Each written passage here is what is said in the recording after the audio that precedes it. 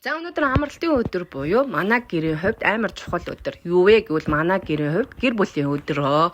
Бүтэнсэн өдөр болгон манай гэрийн хувьд бол гэр бүлийн өдөр болдог учраас энэ өдөр бид гурван биендээ цагийг зарцуулна, гурван биентэйгээ хөгжилдөн, гурван биетэйгээ ярилцах гэсэн бүх юмаа ярьдаг ийм чухал өдөр байгаа.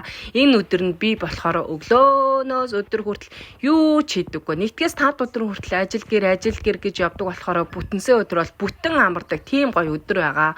Өглөө босоод бид гурван шууд дэлгүүр ороод ойрхон кофений газар кофе ууж сууж ягаад хоорондоо сайхан ярилцаад юм яриад хөгжилдөж жагаад за гуруулаа юу их үгээд өнөөдрийн төлөвлөгөөнд гуруулаа дугуй унах гэсэн төлөвлөгөө гараад гуруулаа гэрлөгөө очоод дугуйгаа аваад за тэгээд дугуйгаа унахаар гадуур гарахаар болсон. За ингээд дугуйгаа унаад явж агаад гуруулаа сайхан дугуй ундаг гой замаар зориултын замаар явъя гэж бодоод явж исэн чинь гэмтхэн тэнцээ усан парк буюу хүүхдийн хөгжөөнд усан тийм юм нээгдсэн байлээ. За тэгээд тэнд нээгдсэн байхаар буцаж гэрлүүгөө очиж хувцас солиж аваад энэ газар руугаа хурж ирсэн. Энэ манай гэрээс нэг 5-6 минут л явдаг дугуйтай.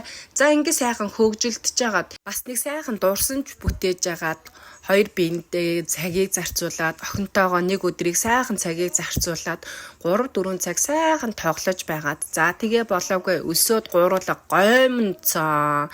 Энд тэгээ нэг хоолны захиалга энэ төр байхгүй гэрээсээ юу н авчирдаг болохоор бид хоёр нь гоймонцоод за ингээд гуруула нөгөө нэг цагаар настаг ийм нэг юм маань цагийн дараа нээгдэнгээ цаг хүлээж агаад энийгээ нээгдэхээр нь сайхан эндээ нэг цаг гарan тоглож авч агаад гэртээ ирсэн байгаа.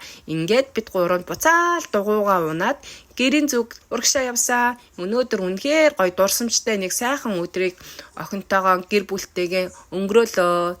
Маргааш дараа гэхгүйгээр өнөөдрийг заавал дурсамж дүүрэн өнгөрөөгөөрэй та нар маань